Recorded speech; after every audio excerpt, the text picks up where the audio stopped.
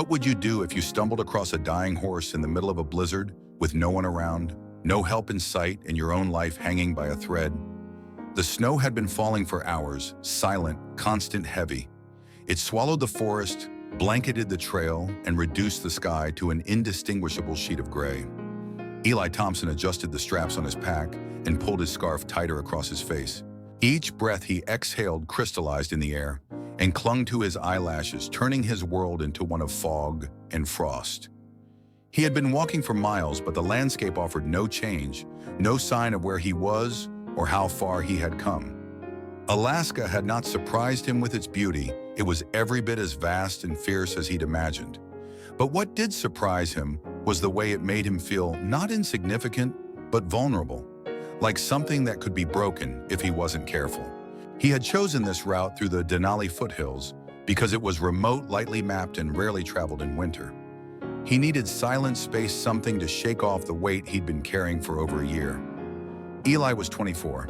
He was supposed to be finishing his degree in environmental studies at the University of Montana, but he had stopped attending after his mother died. No announcement, no ceremony, just a quiet erasure of presence. His father hadn't taken it well. Then again, his father hadn't taken anything well since Eli was a kid. Their relationship had always felt more like a formal agreement than a bond. After the funeral, there was nothing left but cold dinners and colder silences. So Eli left. Not out of rebellion, but out of a kind of grief that demanded movement. The Alaska trip had been his uncle's idea, a former park ranger who'd spent decades navigating the backcountry. He knew routes that weren't on any tourism brochures. Go find the wild, his uncle had said. Let the stillness teach you something. Eli had taken that advice literally. For 5 days, he followed an old ranger path that looped through frozen valleys and snow-capped ridges. He camped under pine canopies and warmed his meals over a tiny gas stove.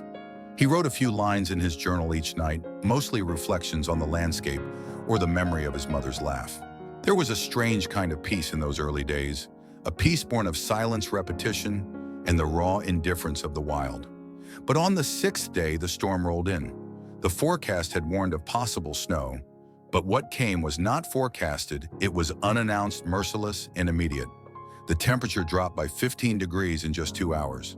The wind picked up and began howling through the trees, slapping snow into Eli's face, as if to warn him that he'd overstayed his welcome. He had planned to make it to a weather-worn shelter used by rangers decades ago, still marked faintly on old maps. But the visibility dropped to near zero. The wind howled louder than his thoughts. Somewhere in the white blur, he lost the trail entirely. As dusk approached, Eli stumbled into a small ravine shielded by thick pine trees. He set up his emergency bivy, reinforced it with snow-packed walls, and crawled inside, shaking. His body ached, but his mind raced.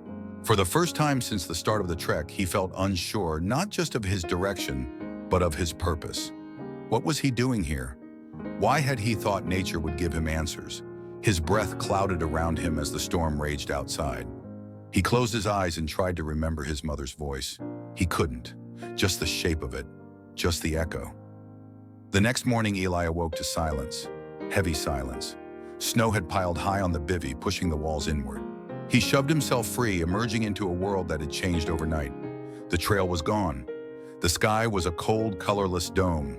His legs were sore, his water bottles partially frozen, and his sense of direction fractured. Still, survival demanded motion. He dug out his sled, repacked his essentials, and prepared to retrace his steps southward, where his uncle's planned rendezvous point was marked 2 days away. That was when he saw it, a dark figure, off in the distance, lying still. At first, he thought it might be a rock formation or a log buried in snow, but something about it wasn't right. It didn't fit the natural flow of the terrain. He hesitated. Logic told him to keep moving. He was already behind schedule, already at risk. But something deeper tugged at him, a kind of magnetic pull.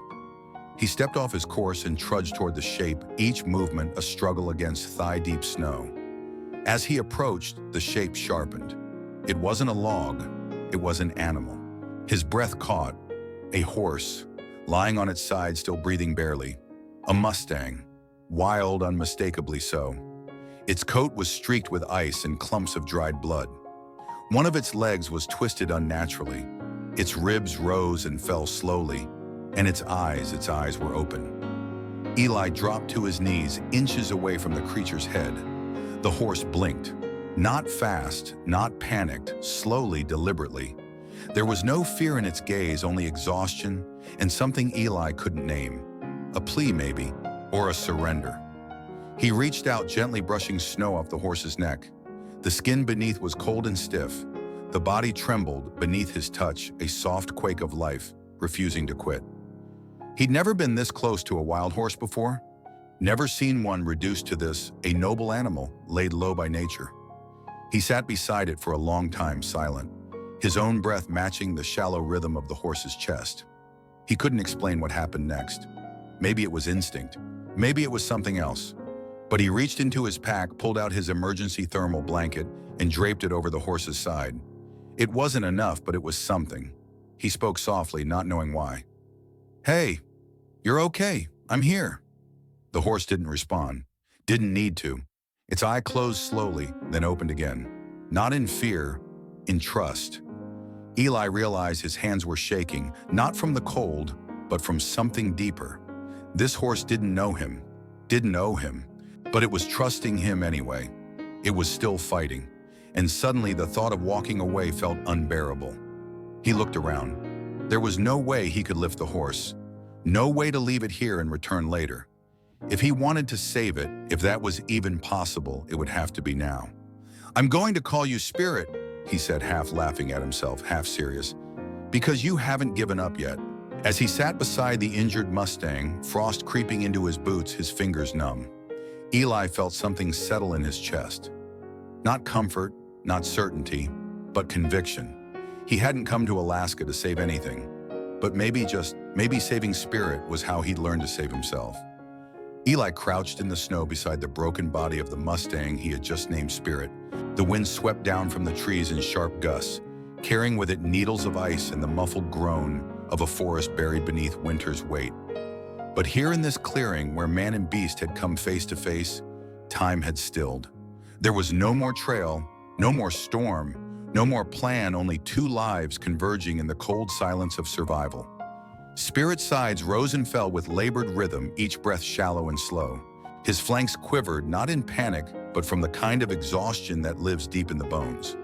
His body, though large and once full of untamed power, now looked fragile.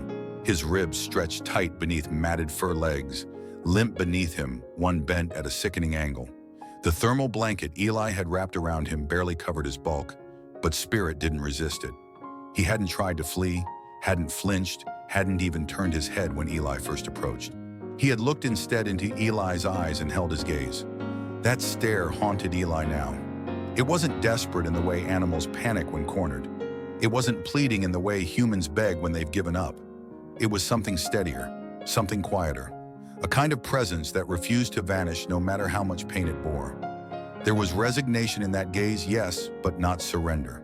It was the look of a creature who knew suffering, who had endured it before, and who had decided that until the final breath came, it would still remain awake to the world. Eli was not prepared for this.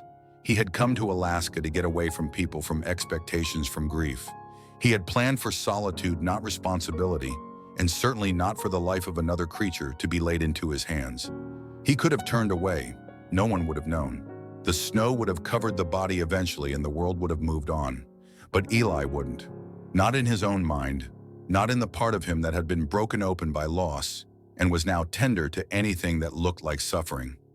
Not in the part of him that still remembered his mother's hands brushing his hair as a boy, or the way she used to cradle stray animals they'd rescued from roadside ditches. He remembered how she'd whisper to them like they could understand, calling them little souls. That phrase came to him now uninvited.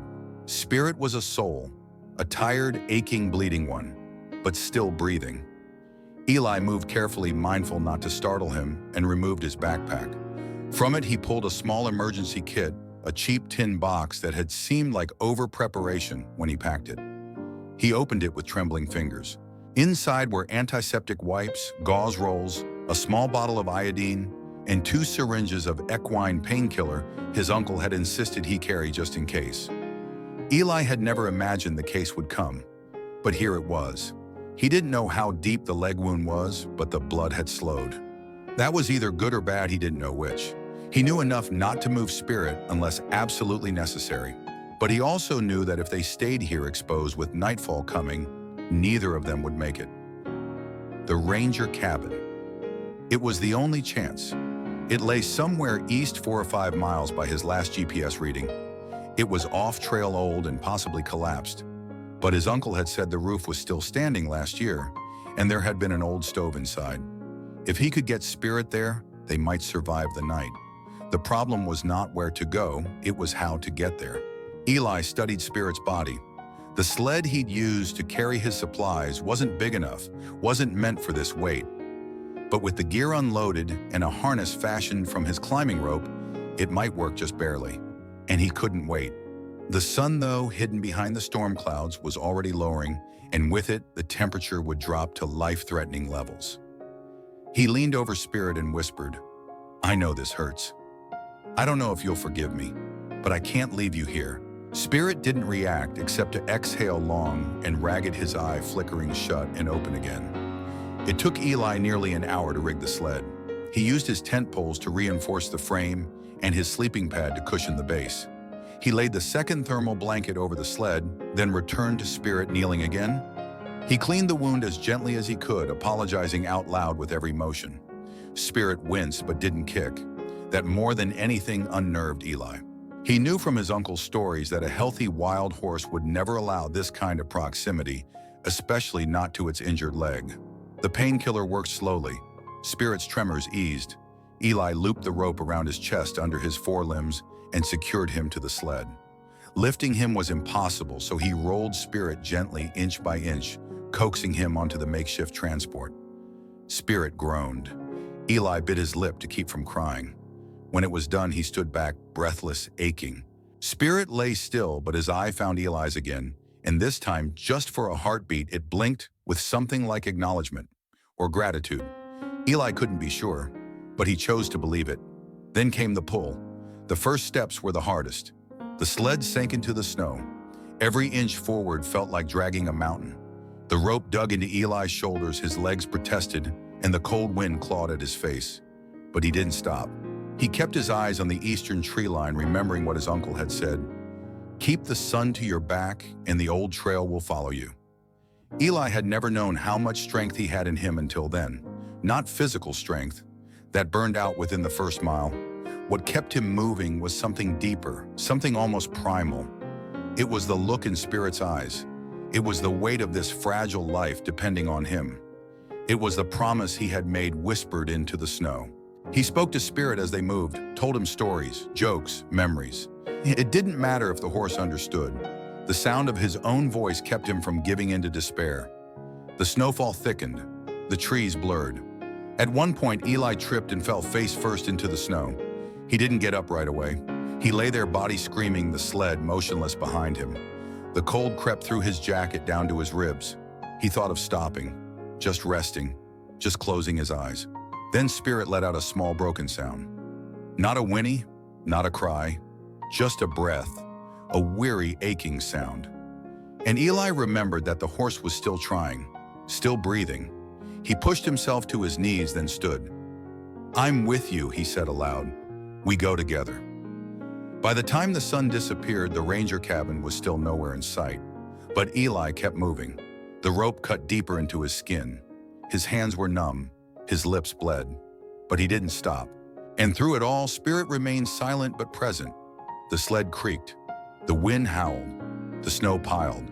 But they kept going, one step, one drag, one breath at a time. In that white, endless wilderness, two broken creatures clung to one fragile hope. Neither of them gave up, and that made all the difference. The storm had not relented, but Eli Thompson had stopped hoping for mercy. The blizzard howled like a beast awakened, pushing snow across the forest floor in blinding swirls. Every step forward felt like defiance against the elements, against fate, and even against the voice in his own mind whispering that this was impossible. But he kept going, pulling the makeshift sled behind him, inch by grueling inch. Spirit, the injured Mustang, lay bundled beneath the last of Eli's blankets, motionless except for the subtle rise and fall of his chest. Each breath the horse took was a small victory. Each breath was why Eli kept moving. He had lost track of time. Maybe it had been 2 hours, maybe 6. The snow had a way of bending perception, making minutes stretch into hours and miles into eternities. The sun had been gone for a while now, hidden behind thick layers of cloud. His only markers were the vague contours of the tree line in the silent map in his memory. Somewhere ahead of him lay the old ranger's cabin, a forgotten outpost on a forgotten trail. His uncle had mentioned it only once in a story over coffee, like it wasn't real, just a place that once stood firm against winter and time. Eli clung to that memory like a lifeline. His legs burned from exertion. His shoulders throbbed where the ropes bit into them. His breath came in sharp bursts like fire in his lungs, and the skin of his face stung from windburn. His entire body protested with each step forward, but he welcomed the pain. Pain meant he was still alive. Pain meant Spirit still had a chance. He paused at the edge of a small rise, barely able to keep his balance as the snow deepened beneath him. He turned to look at the sled. Spirit hadn't moved. His eyes were closed, his breathing faint. The sled creaked under his weight, a brittle sound swallowed almost instantly by the wind. Eli stepped closer and crouched down. "Hey," he said softly, brushing snow off the horse's muzzle. "Still with me?" Spirit's ears twitched.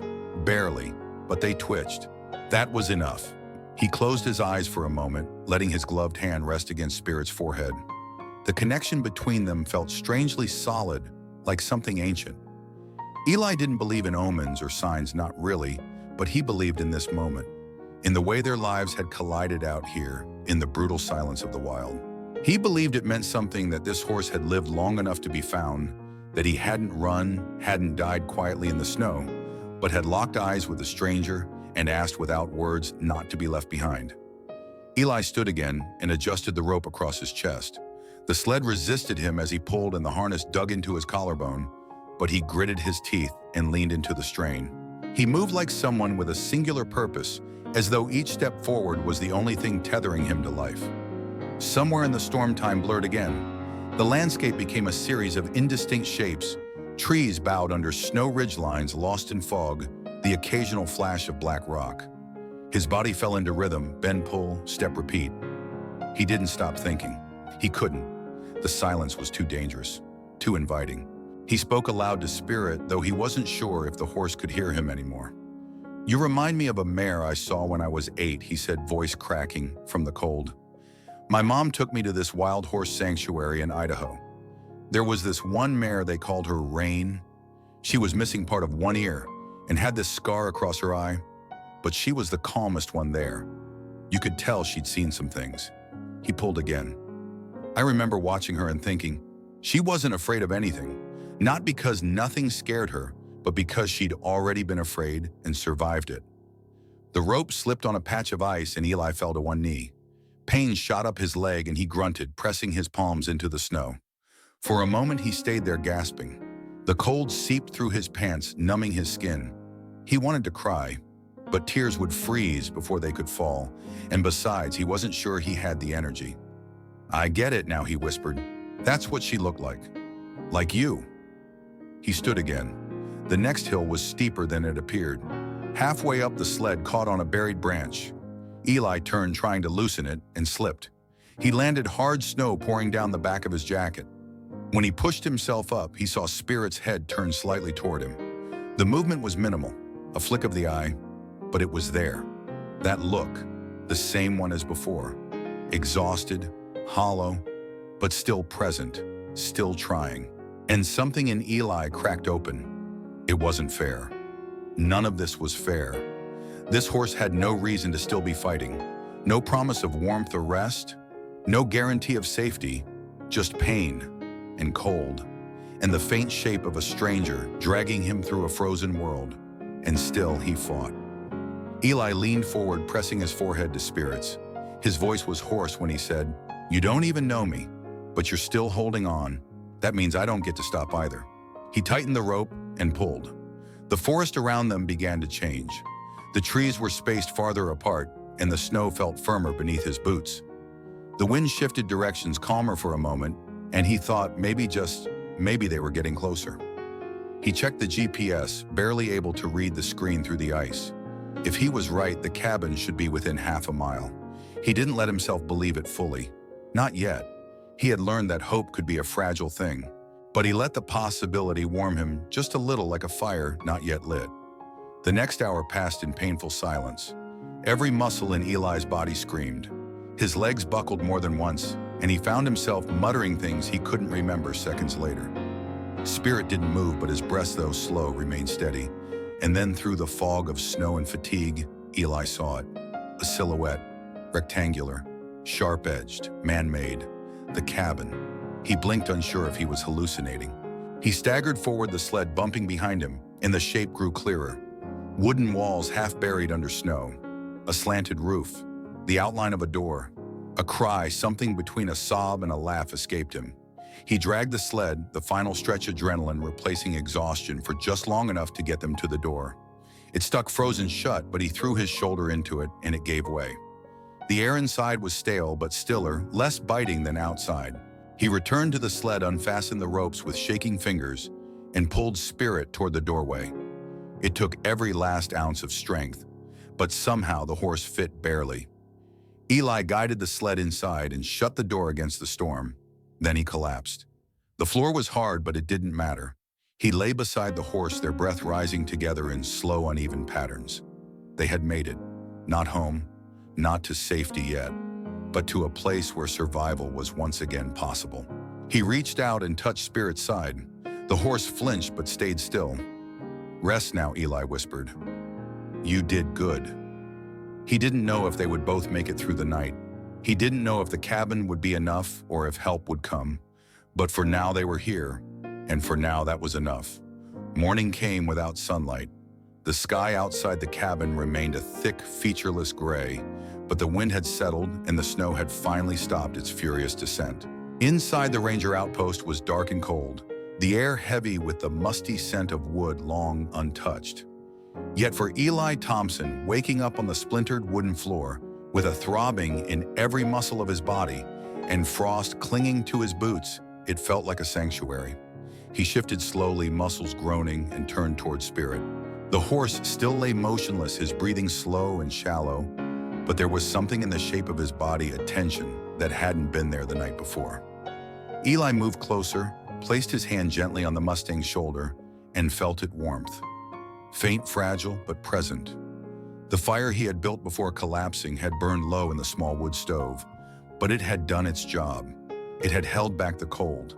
It had kept Spirit alive through the night. Eli added the last of the kindling, coaxing the fire back to life. The flames responded reluctantly, then flared to life with a whispering crackle. The light cast dancing shadows across the room and settled into Spirit's coat, turning his dark fur to copper and flickers.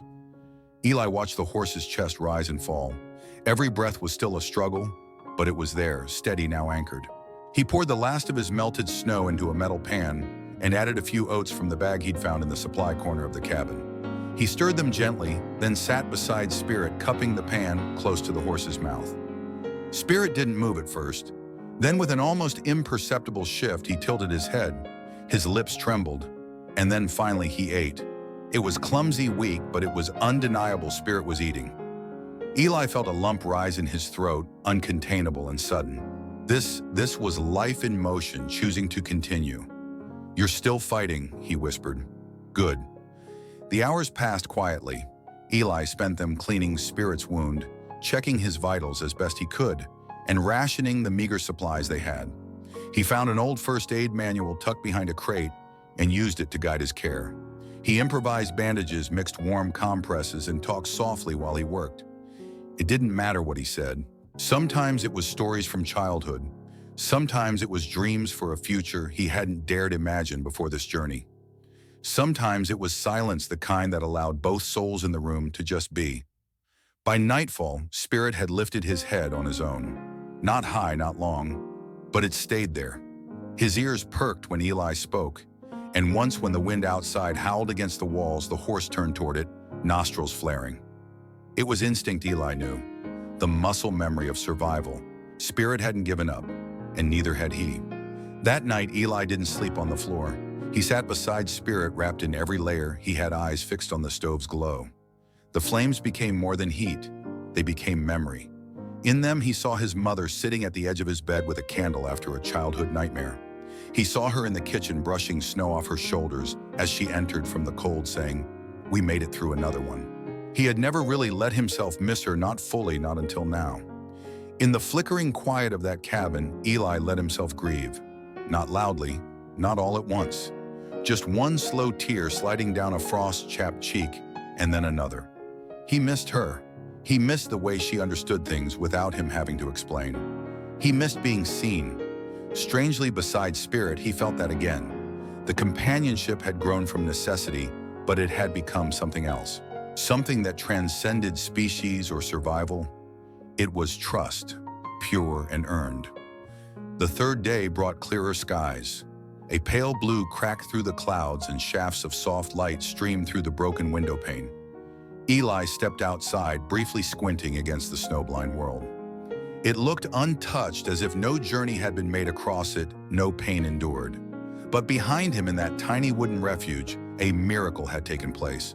Eli used his emergency beacon, praying the signal would carry. His food was nearly gone. Spirit had eaten again more this time, but the horse's strength was nowhere near stable. They needed help. It came late the next morning. The thrum of rotors broke the stillness, echoing through the valley. Eli ran outside, waving a red cloth in both hands. The helicopter circled once, then landed in a small clearing beyond the cabin. 2 rescue workers disembarked. One approached Eli, concern and surprise mingling on his face. "You're lucky to be alive," he said. Then he noticed the horse. Spirit had lifted his head, barely but enough. The crew radioed in for animal transport. They worked quickly, gently. Spirit was sedated and secured in a sling beneath a second chopper, while Eli rode in the first. He watched as the Mustang was lifted into the air, his body suspended in a cradle of straps, swaying slightly as the blades cut through the air. Eli didn't take his eyes off him, not until they were both safe on the ground in Anchorage. The recovery process was slow. Spirit was taken to a sanctuary just outside the city, one that specialized in rescuing wild and injured horses. Vets worked to treat his wounds to stabilize his vitals. There were moments Eli thought they might lose him after all. Infection, dehydration, but each time Spirit pulled through. Eli visited every day. He cleaned stalls, hauled feed, slept in a cot in the sanctuary barn office when they let him. He'd planned on disappearing into Alaska. Instead, he had found purpose in the dirt and hay and breath of something not fully wild anymore, but not broken either. Weeks passed. Spirit regained weight. His leg, though permanently damaged, healed enough for short walks. Eli led him gently through open paddocks, speaking in the same quiet voice he had used in the cabin. They were rebuilding, both of them, not toward what they had been, but toward what they might still become. People asked about the story reporters, bloggers, visitors to the sanctuary. Eli hesitated at first. He didn't want to make something sacred into something shallow. But then he thought of what Spirit had taught him, that the most powerful things survive not because they are hidden, but because they are shared. So he wrote it, the whole story. He posted it online with photographs, one of Spirit wrapped in blankets, one of the cabin's interior, one of their first walk outside the sanctuary fence. He called it "The Storm and the Horse Who Waited." The response was immediate. Messages poured in. People shared their own stories of loss, of healing, of the quiet battles they'd fought alone. Some said the story gave them courage. Others said it gave them peace. Eli didn't know what to say to all of them, but he replied to as many as he could, always ending the same way. Sometimes we survive by holding on, sometimes by letting go, and sometimes by reaching out, even if it's with broken hands. He kept visiting Spirit. Even after the interviews faded and the story was no longer viral, Eli came every day, not out of obligation, out of love. He didn't adopt Spirit, not formally. The sanctuary became their shared home, and Spirit became the soul Eli returned to again and again. When he finally enrolled again at university, finishing his degree online, he wrote his thesis on human-animal connection during trauma. He dedicated it to Spirit and to his mother. Looking back, he would never call that winter a miracle. It had been hard, brutal, wounding, but it had been real. And in the coldest, loneliest place he'd ever known, something warm had started to grow. Not all storms take things away. Some deliver them quietly, fiercely, and only to those willing to walk through with their eyes open. For Eli, survival had once meant escape. Now it meant connection, and a horse named Spirit had shown him the way. In the vast frozen wilderness of Alaska, a young man named Eli Thompson ventured out in search of something he could not name, perhaps clarity, perhaps peace, or perhaps an escape from the weight of grief that had quietly consumed him since the loss of his mother. What began as a solo trek into silence and solitude quickly evolved into an unexpected odyssey, one that would not only challenge his body, but strip his soul bare and rebuild it again through the raw, untamed language of survival, trust, and connection.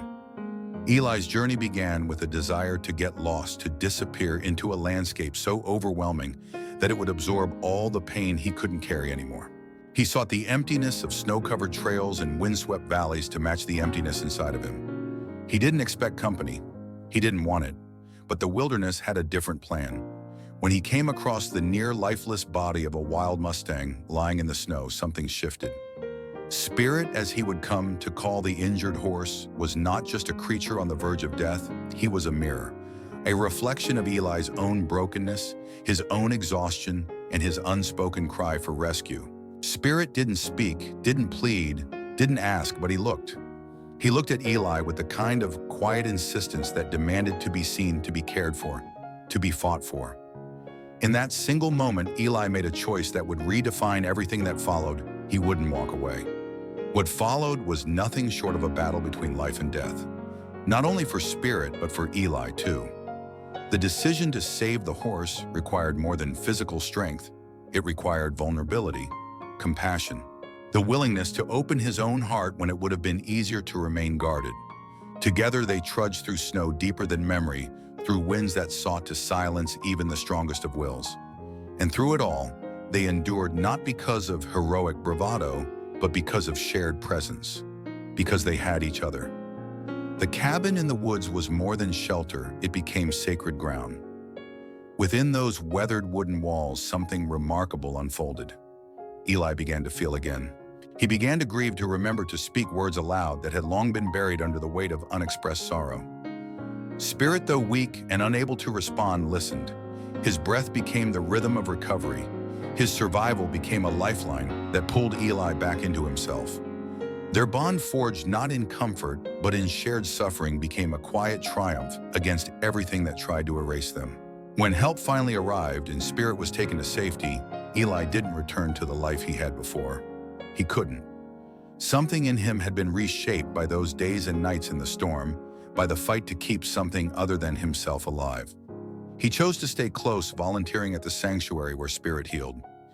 Day by day, he began to rebuild his own life, not from the ruins of what he had lost, but from the foundation of what he had chosen to hold on to. Their story, when shared with the world, resonated deeply. People recognized themselves in the quiet bravery of Eli's actions and in the steady endurance of Spirit's spirit. The viral video wasn't just about a horse being rescued, it was about all of us. The moments when we are lying in the snow, breath shallow and limbs failing. The moments when someone shows up not with answers, but with presence. The moments when we decide to hold on just a little longer because we're no longer alone. And that is the heart of this story. That healing doesn't always come with answers. That strength isn't always loud. That sometimes the greatest journey is the one we take toward another being, toward compassion, even when we have nothing left to give. Eli didn't find what he was looking for in the wilderness. Instead, he found something better. He found someone to save, and in saving Spirit, he saved himself. The lesson here is not just about survival, it's about presence. We live in a time when disconnection is rampant, when isolation creeps in beneath our daily routines and pain is often hidden behind digital smiles. But the truth remains, we all need each other, not in grand performative ways, but in the quiet moments, in the listening, in the staying, in the refusal to walk away. So what can we take from Eli's story? We learn that purpose often finds us when we stop trying to force it. That healing sometimes arrives in the form of a responsibility we didn't ask for, but chose to embrace anyway. That no act of kindness, no matter how inconvenient or difficult, goes without shaping us in return. When life feels overwhelming, when grief clouds our ability to see what's ahead. We can look to this story as a reminder, keep moving. Even if it's only one step at a time, even if it hurts, even if the cabin you're heading toward feels miles away, keep moving. Because somewhere along that frozen trail, someone or something might be waiting. And in helping them, you just might rediscover yourself. This story is not just about a man and a horse. It's about the space between pain and healing, the bridge built from courage and quiet trust, and the life that's waiting on the other side of the storm. If this story touched your heart, if it made you pause and reflect, if it reminded you of your own strength or the silent endurance of someone you love, then I invite you to stay with us. Subscribe to our channel and be a part of this growing community of people who believe in the power of real stories. Stories that move, that restore, that connect. There are more journeys ahead, more voices to hear, more storms to walk through together. Thank you for being here. And remember, you're never truly alone in the wild.